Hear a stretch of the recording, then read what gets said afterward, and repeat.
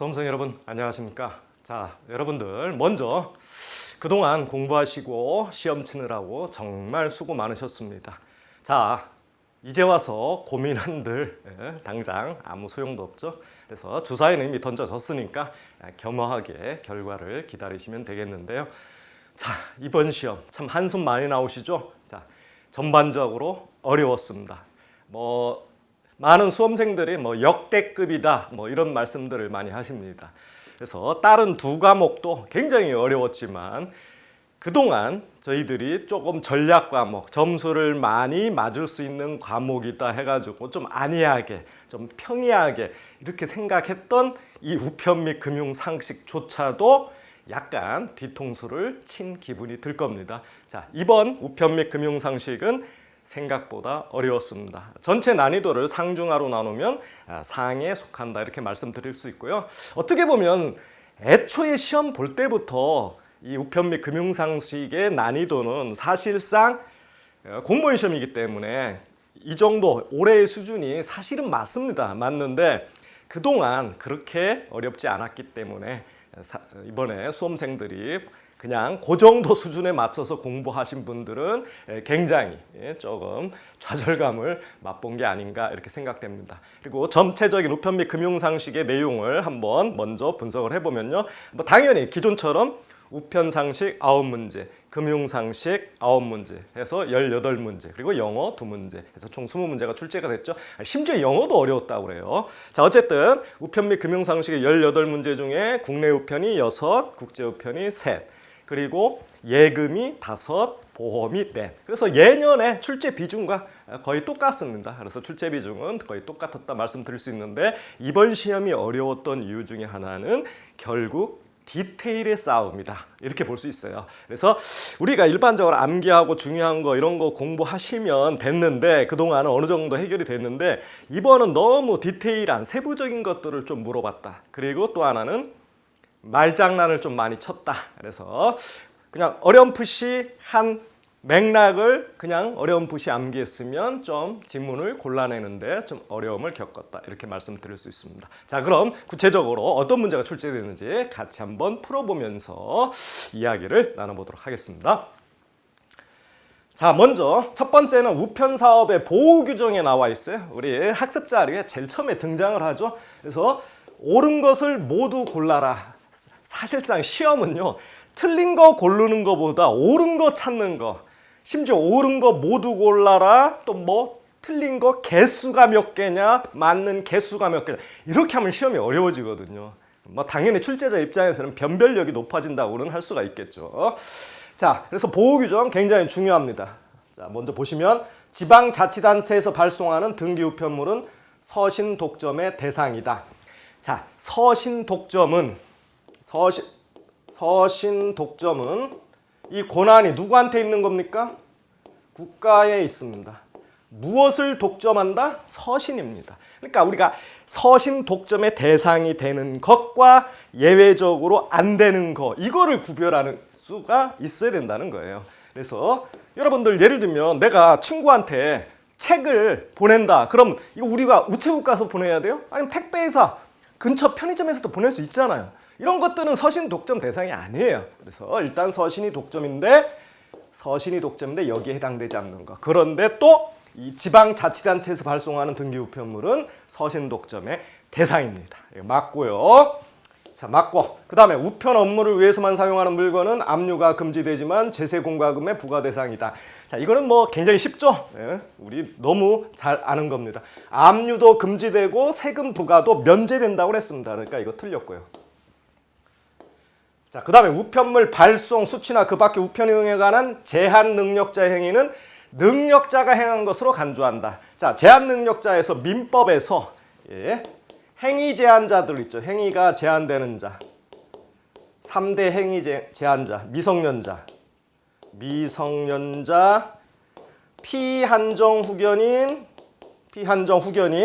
그리고 피성년 후견인. 이런 자들은 우리가 행위 능력이 제한되는 자입니다. 그런데 우리가 우편물에 관련해서는 비록 이런 제한 능력자의 행위라도 능력자가 한 걸로 간주한다고 그랬습니다. 그래서 능력자가 한 것으로 간주한다. 요거 맞는 문장이 되겠습니다.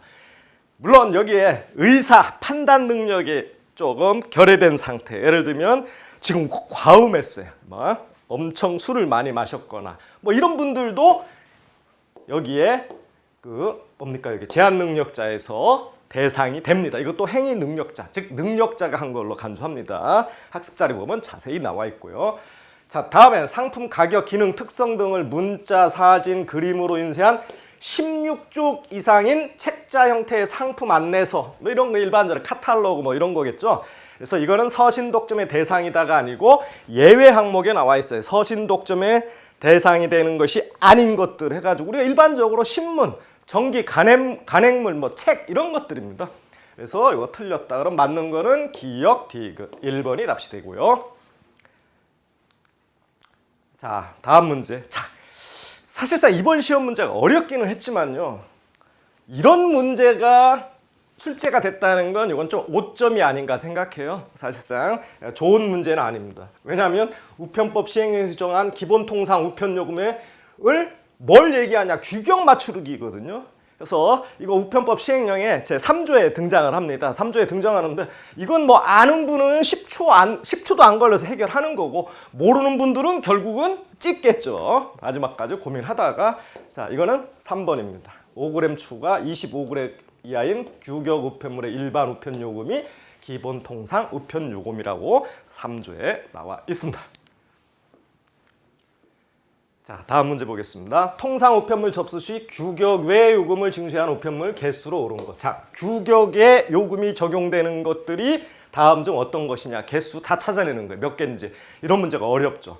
자, 그런데 그럼 우리가 규격이 뭐냐 이거죠.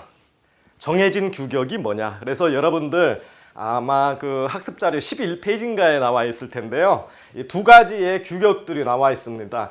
하나는 표로 이렇게 쫙 나와 있는 거 있죠. 그래서 그 봉투로 봉함해서 보내는 우편물, 그리고 포장해서 발송하는 우편물의 규격 요건, 그리고 외부의 표시사항, 즉 기재사항들이 이게 규격이다 해서 표로 쭉 나와 있어요. 두께는 어떻게 되고 재질은 어떻게 되고 이렇게 쭉 나와 있습니다.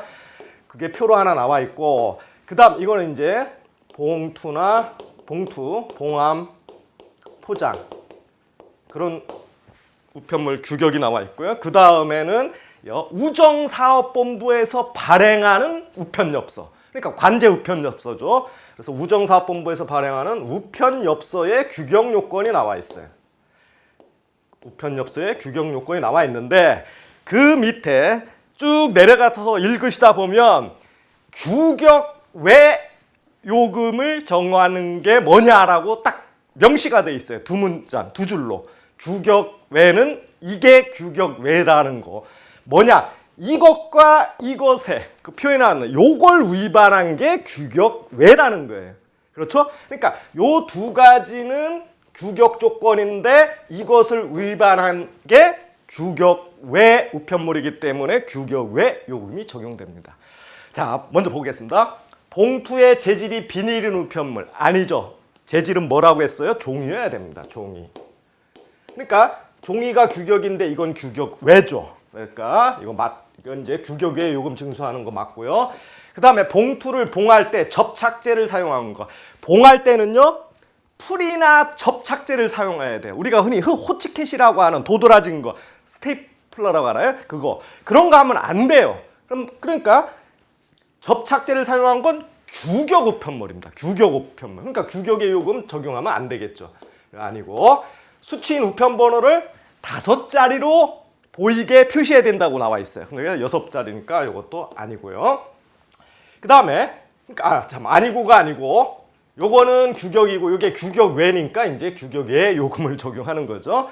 그 다음에 누르지 않은 자연 상태에서 두께는 5mm를 초과하면 안 돼요. 5mm까지예요. 그러니까 10mm다 그러면 이건 규격 외죠. 그러니까 이 규격 외 요금을 적용합니다. 자, 이제 문제는 미음과 비읍인데요. 그래서 많은 분들이 미음, 비읍하면 만약에 여기에 5개다 이렇게 나와 있었으면 많은 분들이 더 많이 틀렸을 거예요. 그런데 다행히도 봉투 색상이 70% 이하 반사율을 가진 밝은색 우편물. 요 70% 이상입니다. 70% 이상이 권장되는 거예요. 권장되는 거. 이건 권장 요건이에요. 규격 요건이 아니고. 그렇기 때문에 규격에 요금 징수해야 할 우편물이 아닌 거예요. 이거. 여기도 트릭이 있었다. 이것도 마찬가지예요. 정해진 위치에 우편요금 납부 표시하지 않거나 우표 붙이지 않은 우편물은 이런 것들은 권장 요건을 위반한 거예요. 권장 요건 위반입니다. 이 둘은. 그래서 우리가 규격을 벗어난 규격 외 요금 징수하는 건 기역 디귿은 세 개라는 거예요. 예, 좀 어려웠다. 자, 다음 문제. 우편 사서음. 사서음 공부는 많이 하셨죠? 중요합니다. 그런데 이 지문이 과거에 많이 봤던 사서음은 두 사람이 공동으로 쓸 수 없다라든지 이런 중요한 지문이 안 나왔어요. 예, 보시면 우편 사서음에 대한 설명으로 옳지 않은 것도 모두 고르래요. 자, 사서함에 배달된 우편물을 정당한 사유 없이 30일 이상 수용하지 않을 때는 사서함 사용가역을 해지해야 한다. 자, 이거 말장난 친 겁니다. 이거 4번 문제는 말장난인데요. 해지해야 된다가 해야 한다는 게 아니고 해지할 수 있다. 할 수 있어. 그래서 이거 의무적으로 계약을 해지하는 게 아니라 할 수 있다. 그래서 틀린 거예요, 이거. 그래서 그 밑에 당구장 표시하고요. 학습 자료 보면 이렇게 나와 있어요. 어떤 사용 계약을 해지할 경우에는 그 사서함 사용 계약된 우체국장은 이 해지를 할 때는 굉장히 신중하게 설명을 하라고 해요. 그리고 너무 일방적으로 하지 말고 잘 서로 상의해서 일방적으로 무조건 해지하지 말라. 이렇게까지 당구장으로 표시해서 나왔습니다. 그래서 아마 학습 자료를 꼼꼼하게 읽어본 분들은 풀을 수 있었을 거예요. 자, 그 다음에 그러니까 이게 옳지 않은 거죠. 옳지 않은 거. 사서함 번호와 주소와 함께 기록된 우편물 중에 국내 특급 이거는 주소지에 배달해야 한다. 자, 이것도 좀 어려웠어요. 왜냐하면 사서함 번호와 주소가 함께 기록된 건요, 사서함에 넣을 수 있어요. 그런데 이런 거에서 여기까지 이거 등기 소포 우편물은 빼고 요거는 주소지에 배달해야 된다. 요래야 맞습니다. 그래서 요게 들어가서 틀렸습니다. 등기 소포 우편물. 그래서 등기 소포 우편물은 주소지에 배달해야 되는 경우는 사서함 주소가 기록되지 않았을 경우에요. 그래서 니은 틀렸습니다. 옳지 않은 거죠? 네. 사서함 신청받은 우체국장은 국가기관 지방자치단체 일일 배달 예정 물량이 100통 이상인 다량 이용자, 우편물 배달 주소지가 사서함 설치 우체국장 관할구역인 신청자, 요 순서로 사서함 신청 계약을 해야 한다. 여기도 뭐예요? 순서는 맞아요. 많은 분들이 이거 순서가 맞나? 우리는 순서만 공부했잖아요. 순서. 근데 이 끝에 문장을 바꿨어요. 순서는 맞게 돼 있어요. 어떻게 되냐면 우선 계약, 여기도 할 수 있다예요. 할 수 있다. 여기도 할 수 있답니다. 할 수 있다. 이거 말장난친 거예요. 그래서 이것도 틀렸습니다. 그래서 좀 어려웠죠? 4번이 답이 되겠습니다. 자, 5번 보겠습니다. 우편물 발송에 대한 설명으로 옳지 않은 거. 자, 발송에 관해서 나왔어요.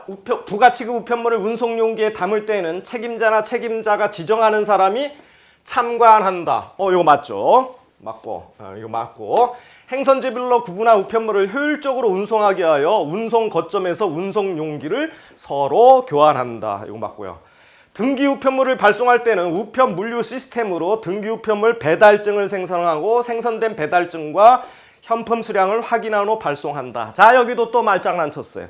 우리가 배달은 다른 운송, 송달 과정에서의 우편물 물류, 이거 우편 물류에 관해서 나온 거거든요. 물류 시스템. 배달은 용어가 달라요. 배달은 집배원이 우편물 수취자한테 전해주는 요게 배달이에요. 요게. 그 전에 우체국 국과 국 사이에 운송하고 즉 송달하는 과정에서는 배달이란 용어를 쓸 수가 없어요. 그래서 물류 시스템으로 등기 우편물 배달증이 아니고 여기는 송달증입니다. 송달증. 배자가 아니고 송자가 들어가야 돼요. 송달. 여기도 송달증 생성하고 생성된 송달증하고 나머지는 맞습니다. 그래서 이것도 틀린 거예요. 그러니까 이것도 옳지 않죠. 이거는 맞는 문장, 이거는 틀린 문장이죠. 옳지 않은 거. 그러니까 이게 3번이 답이 되겠네요.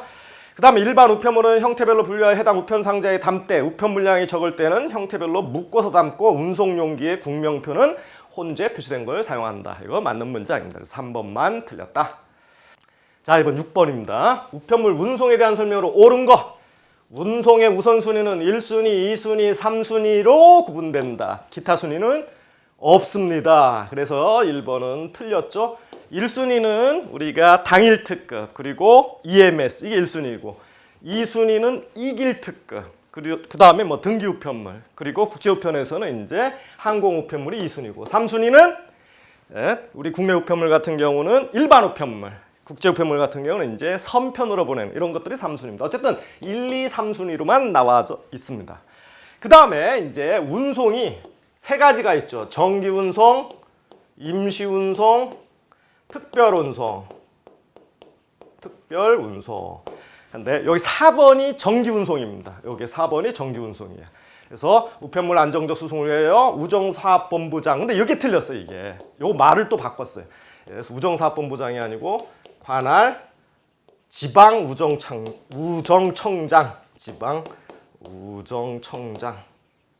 관할 지방우정청. 이렇게 바꾸셔야 돼요. 이런 거 어렵잖아요, 사실. 이게 너무 많이 등장하잖아요, 우리 학습 자료에. 그래서 이게 좀 어려웠다. 그래서 이거 어쨌든 틀렸다. 이게 정기 운송이고, 그 다음에 임시 운송은 물량의 증감에 따라 특급 우편물, 등기 우편물, 일반 우편물을 별도로 운송하는 게 임시 운송이 아니에요. 임시 운송의 정의는 정기 운송편,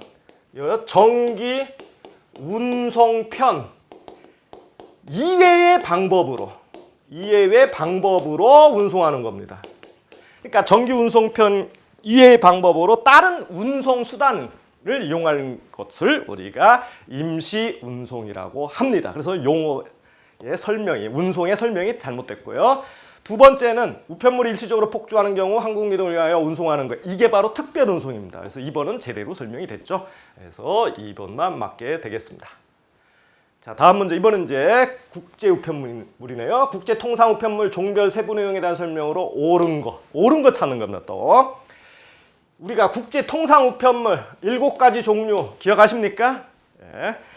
우리가 그 7가지 종류에 쭉 나와 있습니다. 그래가지고 뭐 항공서간, 소형 우편, 서신부터 시작해가지고 항공서간, 엽서, 항공서간, 그 다음에 소형 포장물, 시각장애인용 점자 우편물, 그 다음에 우편자로 배달 우편물 해가지고 엠백이라고 하는 거 이래가지고 7가지가 나와 있는데, 그 중에 인쇄물도 이제 국제 통상 우편물이죠. 인쇄물은 프린티드 페이퍼스입니다. 그래서 접수할 수 있는 거와 없는 게 있죠. 그래서 접수할 수 있는 건 서적, 홍보용 팜플렛, 상업 광고물, 도면, 포장 박스다. 자, 여러분들 포장 박스를 인쇄물로 취급할까요? 우리가 상식적으로 생각해도. 그래서 이 포장 박스, 여기까지는 맞아요. 여기까지는 맞는데 인쇄물로 접수할 수 없는 게 바로 포장 박스입니다. 이것 때문에 틀렸어요, 1번.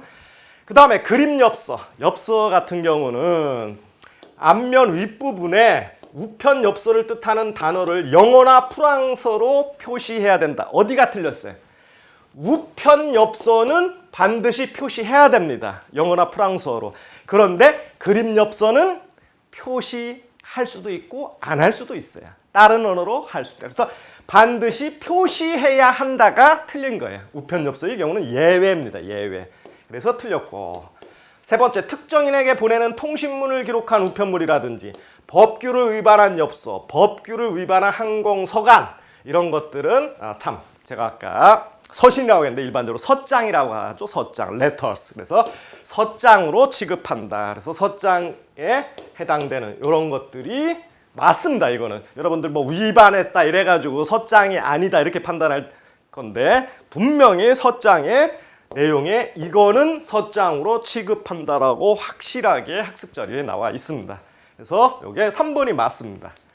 그 다음에 소형 포장물의 경우 제조회사 마크나 상표는 내부나 외부에 기록이 가능합니다. 맞고요. 그리고 발송인과 수취인 사이에 교환되는 통신문에 관한 참고사항은 내부에만 기록할 수 있다. 아닙니다. 이것도 내부, 외부에 다 기록을 할 수가 있어요. 그래서 여기 내부에만 기록할 수 있다 해서 틀렸습니다. 그래서 소형 포장물의 내부 외부에 기록할 수 있는 사항 5가지가 학습 자료에 나와 있습니다. 5가지. 거기 5가지에 해당되는 내용입니다. 다. 그래서 다 기록할 수가 있다. 외부나 내부나. 그건 맞는 건 그래서 이게 틀렸고 맞는 건 3번이다. 자, 그다음에 8번 보겠습니다. 국제 우편물 종류별 접수 방법에 대한 설명으로 옳은 거. 자, 이번 접수 방법입니다. 보험소포 우편물을 취급할 때 중량이 8kg 883g인 경우에는 8,900g으로 기록한다. 자, 보험소포 우편물은 몇 그램 단위로 기록하죠? 그걸 먼저 아셔야죠. 이거는 우리 공부 열심히 하셨죠? 10g 단위로 기록합니다. 그리고 10g 미만은 절상을 해요. 즉 1g만 맨 끝 단위에 있어도 10g으로 쳐준다는 얘기예요. 다. 그러면 8kg 883g은 8,883g입니다. 10g 단위로 하셔야 되니까 여기까지 끊고 얘가 10자리로 올라가게 돼 있어요. 그럼 8,890g 이런 식으로 표시해야 됩니다. 네. 끝자리 1자리의 단위는 무조건 10으로 한다. 8,900이 아니고 8,890입니다. 그래서 이거 틀렸네요. 그 다음에 우편 자루 배달 인쇄물 접수할 때 하나의 소포 우편물로 취급한다. 자, 이것도 중간에 이거 어렴풋이 지문을 읽으면 다 틀리게 돼 있어요. 우편 자루 배달 인쇄물 뭐죠? 엠백이라고 하는 거죠. 이거는 소포 우편물로 취급하는 게 아니고 하나의 통상 우편물로 취급합니다. 그리고 뒤에는 맞아요. 뒤에는 맞습니다. 뒷문장. 그래서 이것 때문에 틀렸고요. 세 번째, 국제 특급 우편 익스프레스 메일 서비스죠. 이건 내용품에 따라 서류용, 비서류용 이 2가지로 이렇게 구별을 하죠. 그래서 서류, 비서류로 나누는데 서류에 해당하는 게 이겁니다. 서장, 우편엽서, 그 다음에 항공서간 이게 서장이고 나머지들이 이제 비서류인데 2가지로 구분은 되는데 여기까지는 맞습니다. 운송장 번호가 KE, KS처럼 K 뭘로 시작하는 게 아니에요. 뭐죠? ES, EE, EE 이런 식으로 E로 시작해. E, 운송장 번호. 그래서 이것도 틀렸습니다. 그래서 네 번째, K패킷의 발송인란에는 통관, 손해배상, 반송 등 업무 처리 후에 반드시 한 사람의 주소 및 성명을 기재해야 합니다. 한 사람. 그래서 4번은 맞습니다. 자, 이번엔 이제 우편의 마지막 문제, 국제 특급 우편, 주요 부가 서비스나 제도에 대한 설명으로 이것도 옳은 거 고르는 겁니다. 그래서 전반적으로 옳은 거 고르니까 이제 많이 어려워졌습니다. 수출 우편물 발송 확인 서비스 대상 우편물의 경우 발송인은 수리일 다음 날로부터 30일 내에 해당 우편물을 선적 또는 기적해야 된다. 여기 또 말장난 쳤어요. 이번에는 참 지문에 말장난 친 게 굉장히 많습니다. 뭘 말장난 쳤냐 해서 발송인은 수리일 다음 날로부터가 아니고 수리일로부터입니다. 이 다음 날이 빠져야 돼요. 수리한 날로부터 30일 내야. 그래서 이 30일을 따질 때의 기산점 요걸 이렇게 말장난을 쳤습니다. 그래서 이거 틀렸어요. 그 다음에 EMS 프리미엄 서비스는요 1에서 5개 지역 서류용 비서류용으로 구분합니다. 그리고 얼마까지 보험 취급이 가능하다고 했죠? 이거 5천만 원입니다. 5천만 원. 7천만 원 했으니까 틀렸고요. 자, 그 다음에 EMS 프리미엄의 부가 서비스인 이제 고중량 특송 서비스, 뭐 70kg 막 이렇게 막 많이 나가는 것들. 이거는 전국 우체국에서 다 접수 가능해요. 맞습니다, 이거. 여기는 맞는데 우체국과 계약 여부에 상관없이 누구나 이용할 수 있다. 이것도 맞네요? 그럼 3번이 답입니다. 3번 다 맞아요. 보니까. 그래서 3번이 답이 되고요. 4번. 요게 아마 많이들 이런 문제도 내나 싶었을 거예요. 2003년부터 EMS 배달 보장 서비스가 시행되어 운영 중입니다. 우리 EMS 배달 보장 서비스 시행된다는 거 알고 있죠? 지금 현재 10개국인가 우리가 이제 운영된다는 거 알고 있습니다. 그래서 실무에서 처리할 경우에 도착 국가에서 통관이 보류되거나 수취인이 없거나 이런 사유로 인해서 배달 못했다. 그거는 배달 완료로 간주한다고 공부를 했습니다. 맞아요. 그럼 도대체 어디가 틀린 거예요? 보니까 이 배달 보장 서비스는요 2003년부터가 아니에요. 이거 2005년 7월 25일 세상에나 이 연도 이런 것까지 지문에다 넣어놨다는 게 참 답답합니다. 물론 3번이 확실하다는 걸 알고 있었던 사람한테는 그나마 편했을 텐데 다 헷갈릴 경우는 이걸 틀리게 했다는 건 연도. 좀 심했죠. 자, 이번에는 이제 그 예금과 보험에 관해서 금융상식을 물어봤는데요. 10번. 예금주 사망 시 적용되는 상속제도에 대한 설명을 옳지 않은 거. 그래서 상속제도에 대해서 물어봤습니다. 보시면 친양자 입양 제도에 따라 이 친양자 입양 제도가 언제 생겼냐면요. 2008년 1월 1일부터 이게 시행이 됐습니다. 그래서 여기에 따라서 입양이 된 친양자는 본래 우리 가족은 아니죠. 우리가 난 자식은 아닙니다. 그래서 근데 법정 혈족이에요. 법상으로 우리의 혈족입니다. 그렇기 때문에 이 사람은 친생부모나 양부모 예금을 상속받을 수 있다가 아니고 이제 입양이 됐기 때문에 자기 낳아준 원래의 부모, 그래서 이거를 우리가 그 친생부모라고 하죠. 친생부모의 재산을 상속받을 권리는 없습니다. 그래서 이게 틀렸다. 옳지 않은 거 1번이네요. 그러면 1번이 틀렸습니다. 그 다음에 예금주 아들, 손자는 같은 직계비 소유주간 아들이 손자보다 먼저 선순위로 상속받는다. 자, 우리 상속순위 여러분들 알고 있습니까? 1순위, 직계, 비속. 비속이 뭐죠? 비속. 내가 만약에 피상속인이다. 즉 피상속인은 사망한 자입니다. 그래서 내가 만약에 사망한 자다. 그러면 1순위는 내 아래로 내려가요. 아래로. 직계. 바로 아래가 뭐 누굽니까? 아들이고 그 아래는 또 아들이 없으면 손자. 이렇게 내려가죠. 그러니까 아들, 손자는 다 비속이에요. 아래쪽 계통입니다. 그렇지만 우리는 혈연상 비속이 여럿 있으면 혈연상 근친, 친근이라고 안 하고 근친이라고 합니다. 근친 순서로 따져. 이게 무슨 소리냐면 나와 혈연상으로 가장 가까운 쪽이 선순위라는 거예요. 그러니까 아들이 있으면 손자가 후순위로 밀린다는 거예요. 그래서 맞고요. 그 다음에 비속이 없다 그러면 직계 존속으로 가죠. 존속은 나보다 위로 가는 거예요. 할아버지, 증조할아버지, 고조할아버지 이런 식으로. 그 다음에 이쪽이 없다 3순위는 형제자매입니다. 형제자매. 그 다음에 4순위가 이건 그 법정 혈족에 의한 상속 순위를 따진 거예요. 그래서 네 번째는 사촌 이내의 반계 혈족입니다. 사촌 이내의 반계 혈족. 그리고 우리가 배우자는 얘와 같은 순위로 없으면 얘와 같은 순위로 여기 이제 배우자가 들어가게 됩니다. 이렇게 이제 알고 계시죠? 그러니까 그렇지만 이제 이 중에서도 혈연상 근친 가까운 순서부터 따진다. 그래서 이거 맞아요. 특정 유증의 경우 수증자는 상속인이나 유언 집행자에 대하여 채권적 청구권만을 가진다. 우리가 유증은 유언에 의한 증여 행위를 얘기해요. 그래서 유언 상속이라고 합니다.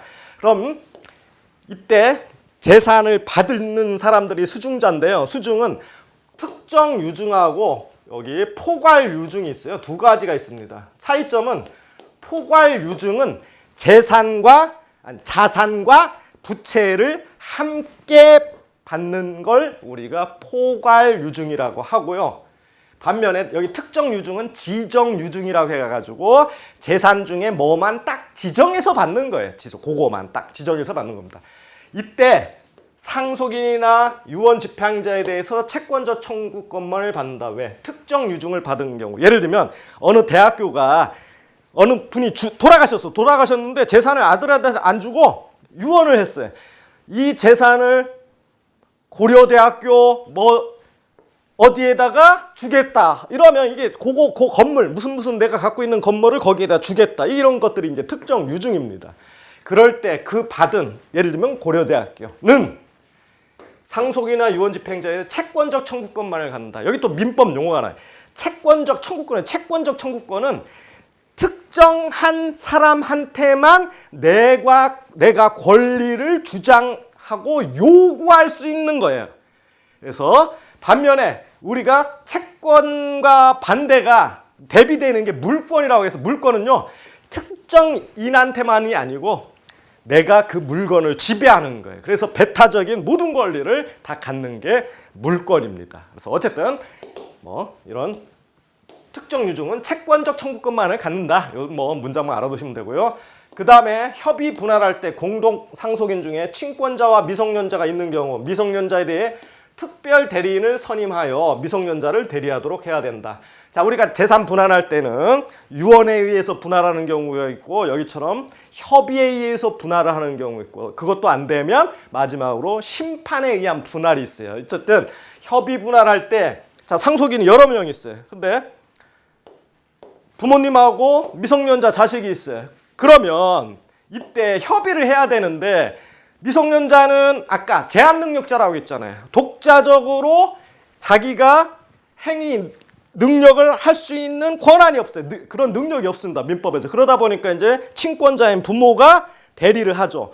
그렇게 하면 뭐 물론 좋은 부모님도 계시겠지만 부모님이 아들을 대리할 수 있는 권한이 있다. 그러면 아들한테 재산을 제대로 줄까요? 안 줄 겁니다. 그래서 이럴 때는 특별 대리인을 선임하도록 이렇게 하고 있습니다. 이거 맞습니다. 왜냐하면 이런 경우를 우리가 이해 상반 행위를 막기 위한 거다 이렇게 얘기합니다. 그래서 이 미성년자와 친권자인 부모와 서로가 이해가 상반되는 행위가 있을 수 있기 때문에 이걸 막기 위한 제도가 바로 이겁니다. 특별 대리인 선임하라.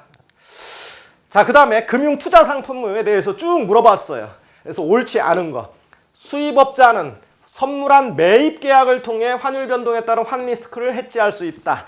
자, 환 리스크가 환율 변동에 따른 위험입니다. 수입업자는 선물안을 매입해야 된다. 아닙니다. 요거 매입해야 된다. 요거 맞습니다. 자, 수입업자는 어떤 사람이에요? 내가 미국에서 물건 수입해다 파는 사람이면 수입업자는 처음에 물건 1달러짜리를 구입했어요. 미국에서 수입했습니다. 만약 이때 환율이 1,000원이었어요.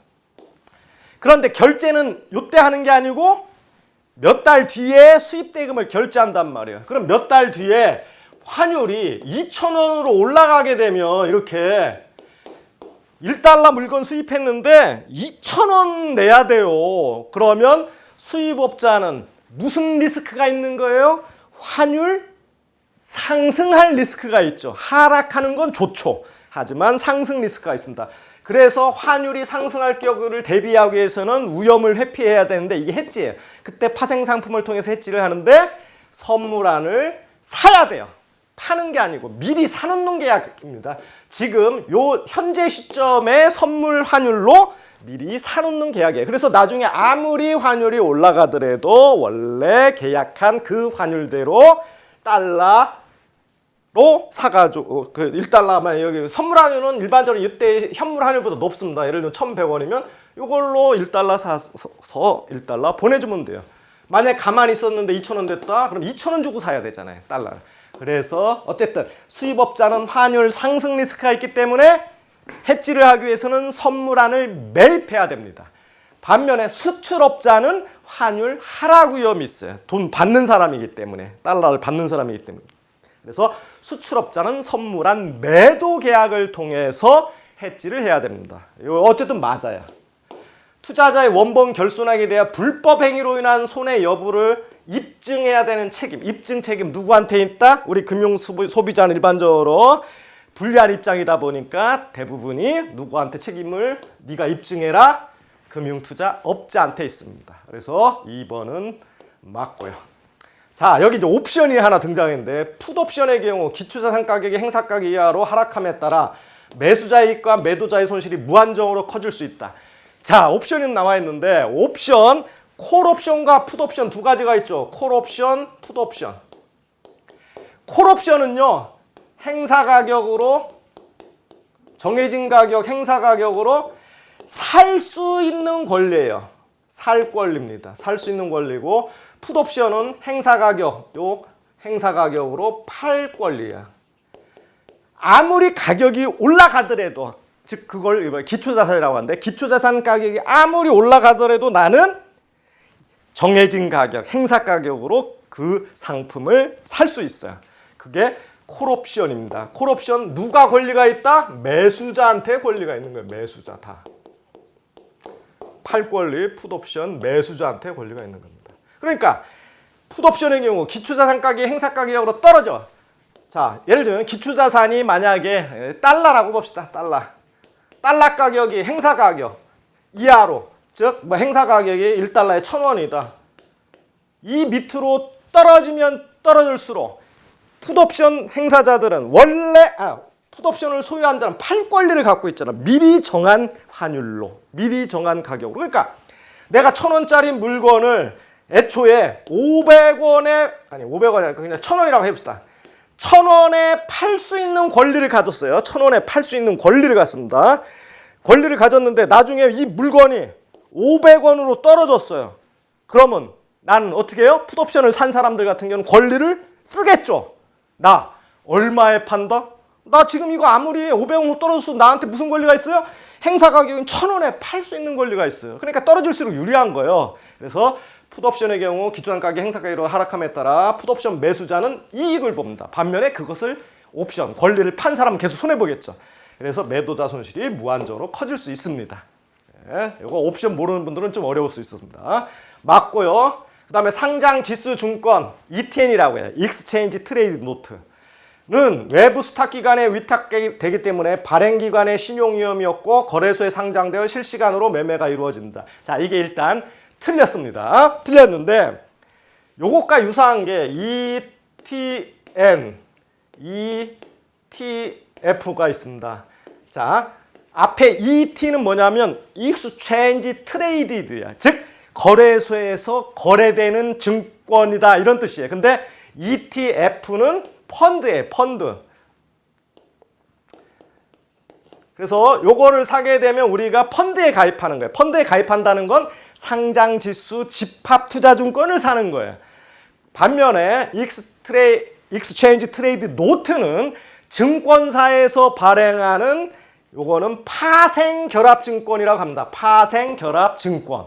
그래서 똑같은 증권이지만 우리는 ETF를 투자하면 펀드의 집합투자증권을 사게 되는 거고 ETN을 사게 되면 증권 중에서도 파생결합증권을 사게 됩니다. 이런 점에서 차이가 있고요. 거래소에서 거래된다는 것은 똑같아요. 그리고 자, 이거 누가 발행하느냐? 여러분 펀드의 집합투자증권은 누가 발행해요? 집합투자업자, 즉 자산운용사가 발행해요.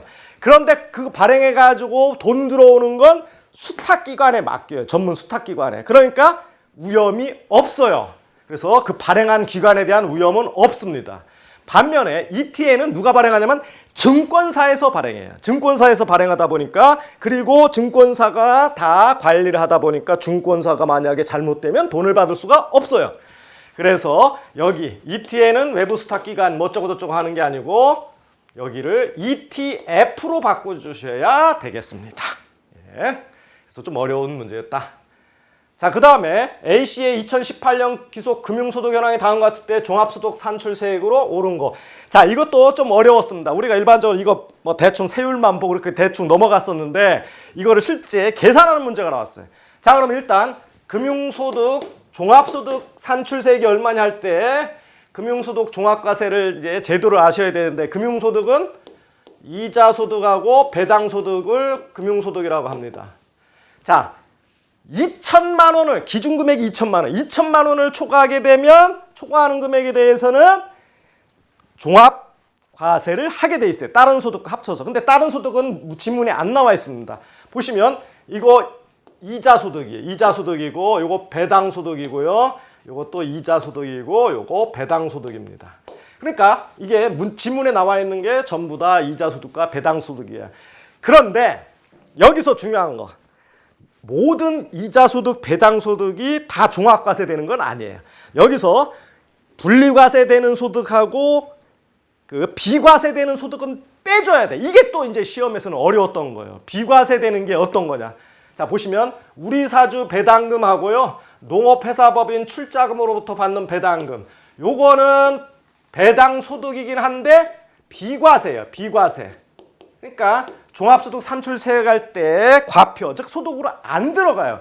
그러면 들어가는 건 뭐냐? 5,510만 원 예하고 여기 환매 조건 RP에 대한 이자 요거 두 개 들어가요. 그럼 8,510만 원 일십, 백, 천만, 십, 백만. 자, 요게 이제 과표가 될 수 있는데 자, 이게 완전한 과표는 아니죠. 자, 여기서 종합소득 산출세액 할 때 이 기준금액을 초과해야 되잖아요. 그럼 얼마를 또 빼요?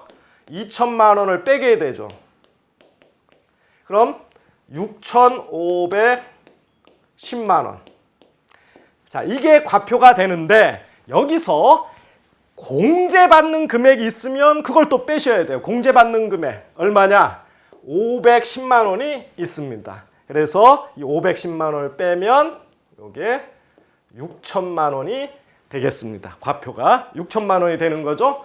그래서 종합소득 공제 5,100만 여기서 510만 원 죄송합니다. 510만 원 빼면 6천만 원. 그럼 이제 결국은 지금 계산 맞는 거죠? 가만 있어봐. 5,500, 요거 3,000, 8,510에서 2,000은 초과하는 걸 빼고 6,500 여기서 510. 자, 6,000에 대해서 이제 종합소득 세율이 있어요. 세율. 이것도 주어지지 않았어요. 문제. 우리가 세율은 소득별로 6%에서 5억 초과하면 저기에 42%까지 있어요. 그 세율도 우리가 암기를 하고 있어야 돼. 그런데 교재에 예제가 4,600만 원에서 8,800만 원. 여기가 뭘로 나와 있냐면 세율이 24% 나와 있어요. 교재 예제 있는 거. 그래서 이것도 24%가 적용이 됩니다. 네. 그래서 요거에 24% 적용하고 여기에다가 이제 그냥 이거 4,600하고 그 8,800 요게 전체가 2,400이 아니고요. 거기에 해당되는 금액만 24%예요. 그러니까 이 소득이 그 밑에 있는 금액은요. 누진율이 적용되잖아요. 그러니까 낮은 세율로 빠져나가는 거예요. 그래서 우리가 종합소득이 예를 들면 5억이 넘어간다고 하더라도 이게 다 42%가 아니에요.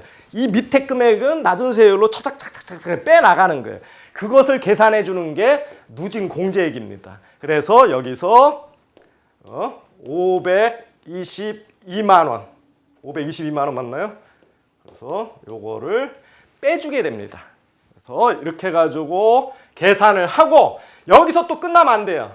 여기서 2천만 원은 빠졌잖아요. 그럼 2천만 원은 14% 원천징수하죠. 그래서 2천만 원에 대해서는 이거 2천만 원에 대해서는 14%로 원천징수한 세율로 금액을 계산하셔야 됩니다.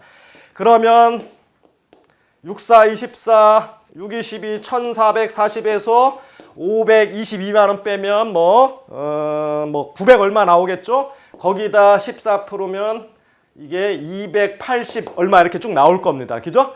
그러면 요 280 이건 정확하게 280만 원이네요. 280만 원하고 여기서 뺀 뭐 900 몇십만 원 계산을 해보시면 되겠죠? 이거 더하면 1,198만 원이 나오게 됩니다.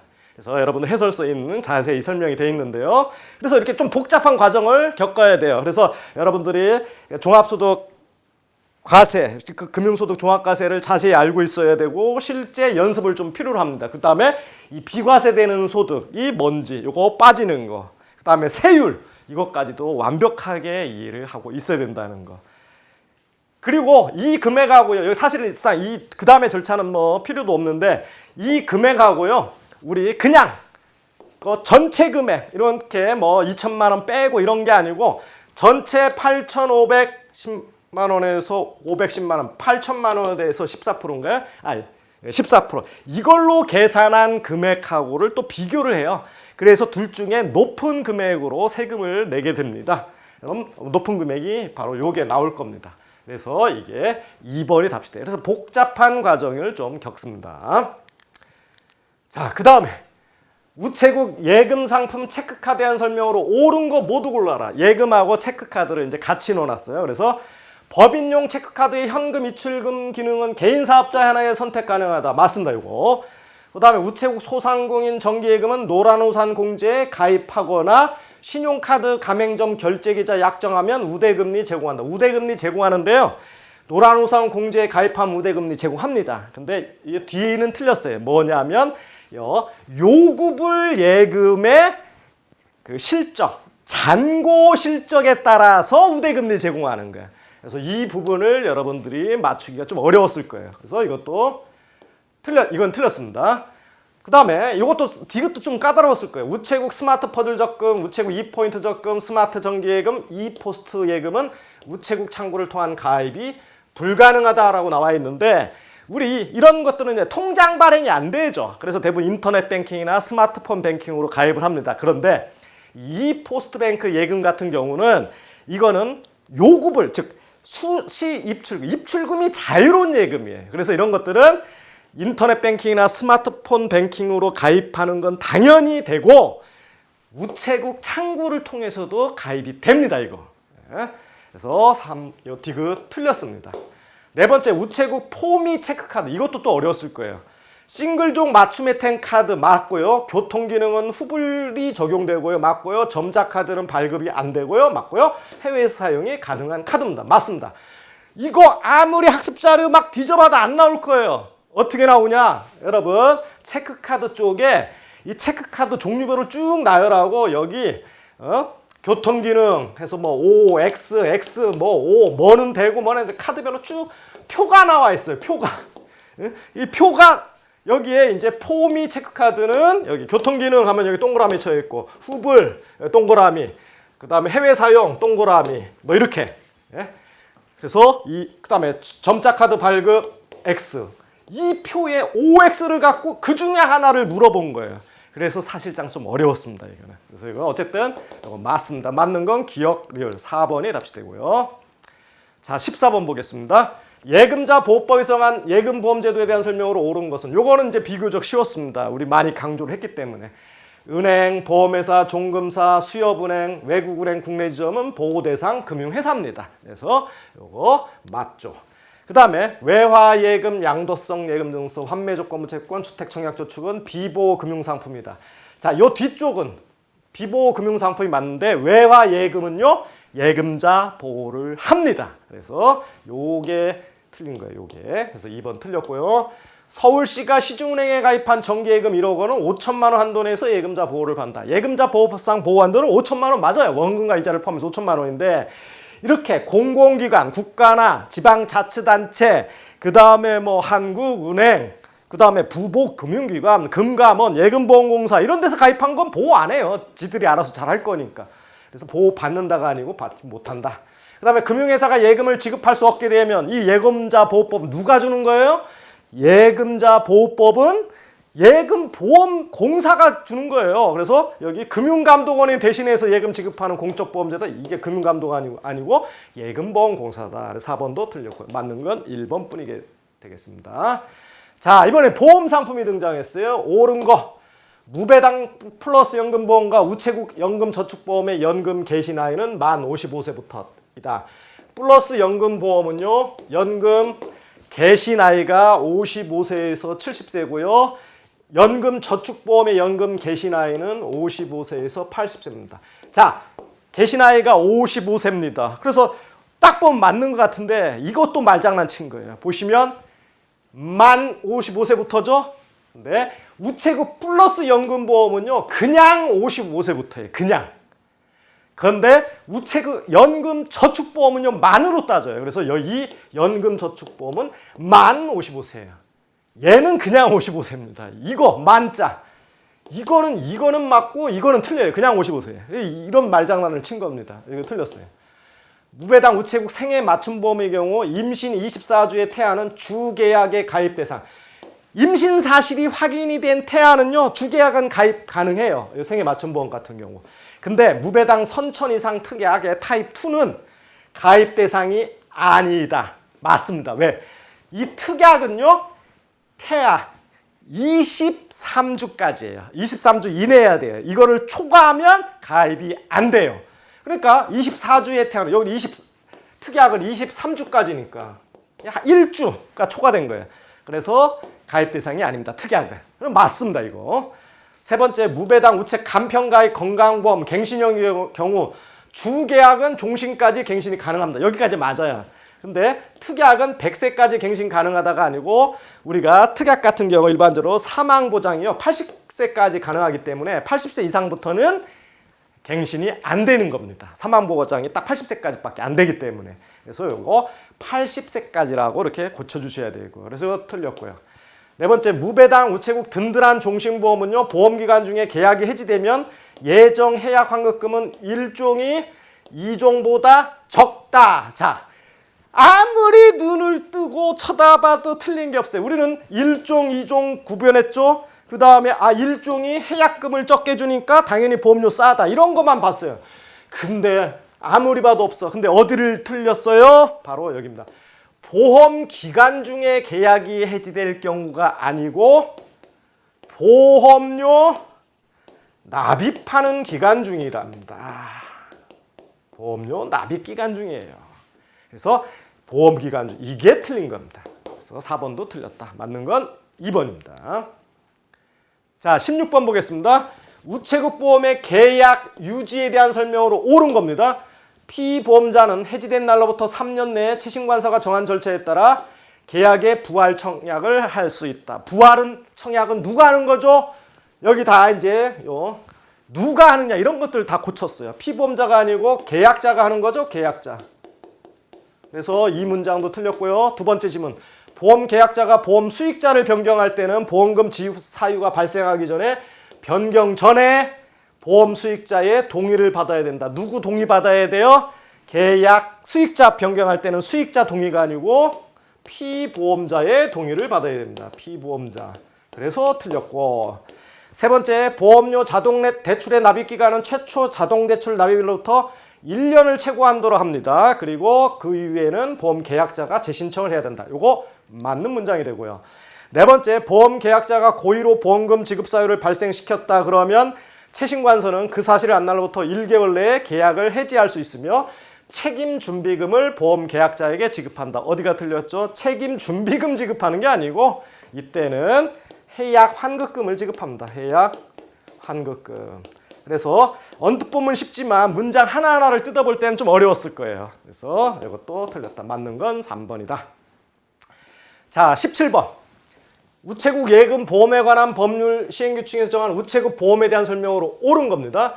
재보험에 가입 한도는 영업보험료의 100분의 80 이내다. D는 맞아요. 근데 재보험 가입 한도 여기 시행규칙에 보면 이 영업보험료는 우리가 앞에서 배웠죠. 순보험료하고 그 부가보험료로 나눠진죠. 그래서 순보험료는 또 위험보험료하고 저축보험료 이렇게 나눠졌습니다. 그래서 이 영업보험료는 우리가 내는 보험료예요. 보험료인데 이 순보험료가 보장을 받기 위한 보험료입니다.